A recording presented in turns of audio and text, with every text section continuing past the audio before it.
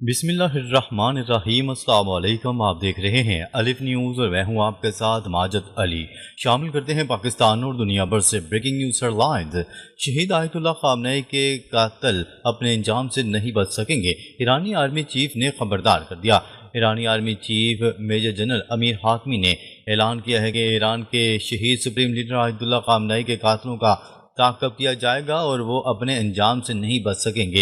ایرانی army chief کا کہنا تھا کہ شہید سپریم لیڈر نے عزت، آزادی اور قومی وقار کا راستہ متعین کیا، جس پر ایران کی مسلح افواج پوری ثابت قدمی اور عزم کے ساتھ گامزن رہیں گی۔ جنرل امیر حاتمی کا مزید کہنا تھا کہ ایران کی مسلح افواج سپریم لیڈر آیت اللہ مجتبی خامنئی کی قیادت میں بغیر کسی ہچکچاہٹ کے اپنے فرائض انجام دیتی رہے گی۔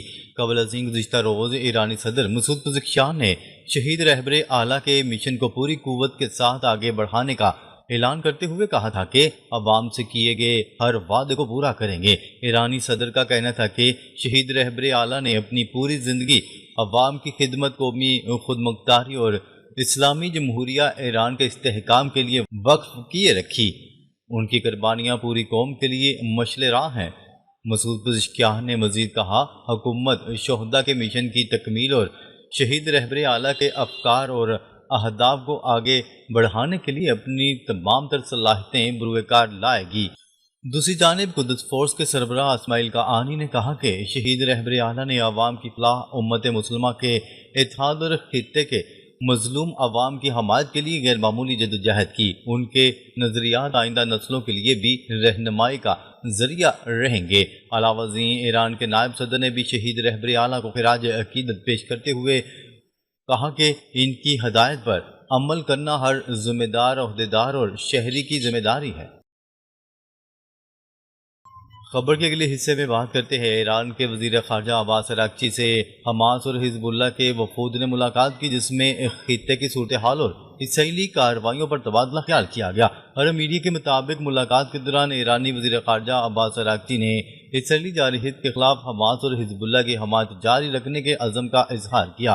حزب اللہ کے وفد سے گفتگو کرتے ہوئے عباس اراغچی نے کہا کہ مفاہمتی یادداشت کے مطابق لبنان میں جنگ کے خاتمے اور کشیدگی میں کمی کے لیے سفارتی کوششیں جاری رکھی جائیں گی۔ ملاقات میں خطے کی مجموعی سیکیورٹی صورتحال، لبنان میں جاری پیش رفت اور اسرائیل کے ساتھ کشیدگی سے متعلق امور پر بھی تبادلہ خیال کیا گیا۔ ادھر چین میں ایران کے سفیر نے کہا کہ آبنہ حرمت سے گزرنے والے ہر جہاز سے نئی فیس وصول کی جائے گی، جبکہ دوست ممالک کو خصوصی رعایت دی جائے گی۔ بیجنگ میں منعقد ورلڈ پیس فورم سے خطاب کرتے ہوئے ان کا کہنا تھا کہ ان کا ملک عمان کے ساتھ باہمی تعاون اور اشتراک کے ذریعے اس اہم آبی گزرگاہ کے لیے نئے انتظامات پر کام کر رہا ہے۔ خبر کے اگلے حصے میں بات کرتے ہیں نیٹو اجلاس سے پہلے روس کا بڑا وار، کیف پر میزائلوں کی بارش۔ روس نے یوکرین کے دارالحکومت کیف اور اس کے نواحی علاقے پر بیلسٹک میزائلوں سے حملہ کر دیا، جس کے نتیجے میں کم از کم 10 افراد ہلاک اور 34 سے زائد زخمی ہو گئے۔ حملوں کے باعث متعدد رہائشی عمارتوں کو نقصان پہنچا، جبکہ کئی مقامات پر آگ بھی بھڑک اٹھی۔ غیر ملکی میڈیا رپورٹ کے مطابق حملہ ایسے وقت پر ہوا جب ترکیہ میں نیٹو سربراہی اجلاس شروع ہونے والا ہے، جس کی وجہ سے خطے میں کشیدگی مزید بڑھ گئی ہے۔ رپورٹ کے مطابق کیف میں 7 افراد جان کی بازی ہار گئے، جبکہ دارالحکومت کے شمال مغرب میں واقع ضلع بوچا میں ایک شخص ہلاک ہوا۔ زخمیوں کو قریبی ہسپتال میں منتقل کر دیا گیا، جہاں متعدد افراد کی حالت تشویشناک بتائی جا رہی ہے۔ کیف کے میئر کا بتانا ہے کہ حملے کے دوران شہر کا فضائی دفاعی نظام متحرک رہا اور متعدد میزائلوں کو فضا میں ہی تباہ کیا گیا۔ انہوں نے شہریوں سے اپیل کی کہ وہ حفاظتی ہدایات پر عمل کریں اور خطرہ ٹلنے تک پناہ گاہوں میں رہیں۔ کیف ریجن کی فوجی انتظامیہ کے سربراہ نے تصدیق کرتے ہوئے کہا ہے کہ روس نے بیلسٹک میزائلوں کے ذریعے حملہ کیا، جس کے نتیجے میں کئی رہائشی علاقوں کو شدید نقصان پہنچا اور مختلف مقامات پر امدادی کارروائیاں جاری ہیں۔ خبر کے اگلے حصے میں بات کرتے ہیں اسرائیلی فوج کے سربراہ کا لبنان میں فیصلہ کن کارروائیاں جاری رکھنے کا اعلان۔ اسرائیل کے chief of general staff lieutenant general Eyal Zamir نے کہا ہے کہ اسرائیلی فوج لبنان سے خطرات کے خاتمے کے لیے فیصلہ کن انداز میں کارروائیاں جاری رکھے گی۔ غیر ملکی خبرساں ادارے کی رپورٹ کے مطابق اسرائیل کی فوج کی جانب سے جاری بیان میں کہا گیا ہے کہ اسرائیلی فوجی سربراہ ایال زمیر نے جنوبی لبنان میں بیوفورٹ قلعے کے اطراف تعینات فوجیوں سے ملاقات کی اور اس دوران مہم آگے بڑھانے پر زور دیتے ہوئے کہا کہ یہ مہم حزب اللہ کے خلاف ہے۔ اسرائیلی آرمی چیف نے فوجی اہلکاروں سے بات کرتے ہوئے کہا کہ IDF لبنان کی سرزمین سے خطرات کے خاتمے کے لیے فیصلہ کن انداز میں کارروائیاں جاری رکھے گی اور اگر جنگ بندی کی خلاف ورزی ہوئی تو فوری طور پر جارحانہ کارروائیوں میں جانے کے لیے تیار ہیں۔ ان کا کہنا تھا کہ بیوفورٹ رج اور جنوبی لبنان میں ہماری فوج کی سرگرمیاں معاہدے کے فریم ورک اور اس کے تحت قائم کیے گئے طریقہ کار کے مطابق انجام دی جا رہی ہیں۔ کیا رہے کہ امریکہ کی نگرانی اسرائیل اور لبنان کے درمیان جنگ بندی معاہدے پر دستخط کیے گئے ہیں، جس میں ایک دوسرے کے خلاف کارروائیاں نہ کرنے کا عہد کیا گیا ہے۔ خبر کے اگلے حصے میں بات کرتے ہیں اسرائیل کو خطے کو دوبارہ جنگ کی آگ میں جھونکنے کی اجازت نہیں دی جا سکتی۔ طیب اردوان: اسرائیلی حکومت کو ہرگز اجازت نہیں دی جانی چاہیے کہ وہ ہمارے خطے کو ایک بار پھر بارود اور خون کی آگ میں جھونک دے۔ ترکیہ کے صدارتی دفتر کے مطابق ترک صدر رجب طیب اردوان نے خطے میں کشیدگی کم کرنے کے اقدامات کی حمایت جاری رکھنے کے عزم کا اظہار کیا۔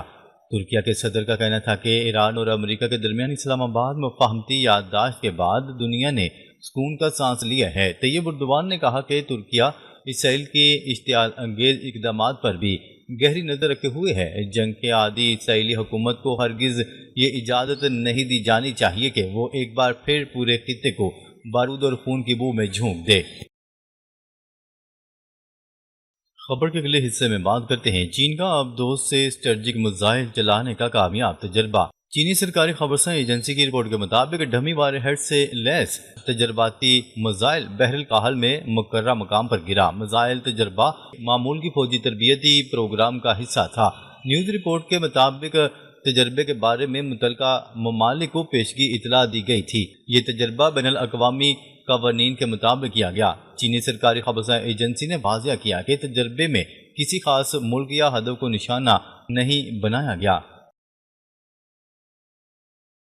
خبر کے اگلے حصے میں بات کرتے ہیں فلسطینی علاقوں پر قبضہ ختم ہونے تک اسرائیل سے تعلقات بحال نہیں ہو سکتے۔ مصر نے دو ٹوک پیغام جاری کر دیا۔ مصر نے فلسطینی علاقوں سے قبضہ ختم ہونے تک اسرائیل سے تعلقات کی بحالی سے انکار کر دیا۔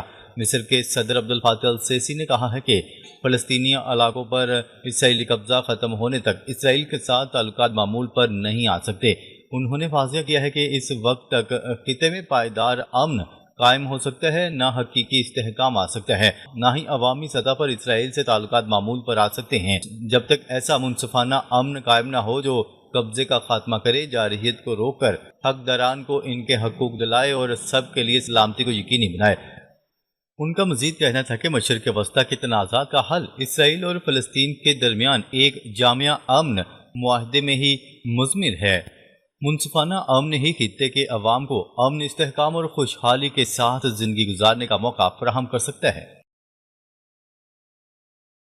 بڑھتے ہیں اگلی خبر کی جانب۔ اوپیک پلس کا بڑا فیصلہ، سعودی عرب سمیت 7 ممالک تیل کی پیداوار میں تبدیلی کریں گے۔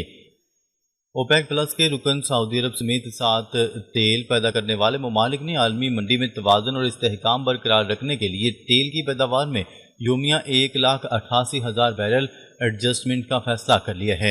اوپیک پلس کے جاری بیان کے مطابق اس فیصلے میں سعودی عرب کے علاوہ روس، عراق، کویت، قازقستان، الجزائر اور عمان بھی شامل ہیں۔ تنظیم کا کہنا ہے کہ پیداوار میں یہ رد و بدل عالمی منڈی کی موجودہ صورتحال، طلب و رسد کے توازن اور قیمتوں میں استحکام کو مد نظر رکھتے ہوئے کیا گیا ہے۔ بیان میں کہا گیا ہے کہ رکن ممالک مارکیٹ کی صورتحال پر مسلسل نظر رکھے ہوئے ہیں اور ضرورت پڑنے پر پیداوار کی سطح میں مزید مناسب تبدیلیاں بھی کی جا سکتی ہیں تاکہ عالمی توانائی منڈی میں استحکام برقرار رکھا جائے۔ اوپیک پلس نے واضح کیا کہ تیل کی پیداوار سے متعلق یہ حکمت عملی باہمی مشاورت اور رضاکارانہ تعاون کے تحت اختیار کی گئی ہے، جس کا مقصد عالمی معیشت اور توانائی کی ضروریات کے درمیان توازن برقرار رکھنا ہے۔ تنظیم کے مطابق ان 7 ممالک کا اگلا اجلاس 2 اگست 2026 کو منعقد ہوگا، جس میں عالمی تیل مارکیٹ کی تازہ صورتحال، طلب و رسد، قیمتوں کے رجحانات اور آئندہ کی حکمت عملی کا تفصیلی جائزہ لیا جائے گا۔ اجلاس میں ضرورت کے مطابق پیداوار سے متعلق مزید فیصلے بھی کیے جا سکتے ہیں۔ ناظرین، اب تک کے لیے اتنا ہی۔ مزید خبریں لے کر بہت جلد آپ کی خدمت میں حاضر ہوں گے، تب تک کے لیے اپنا خیال رکھیے گا۔ اللہ نگہبان۔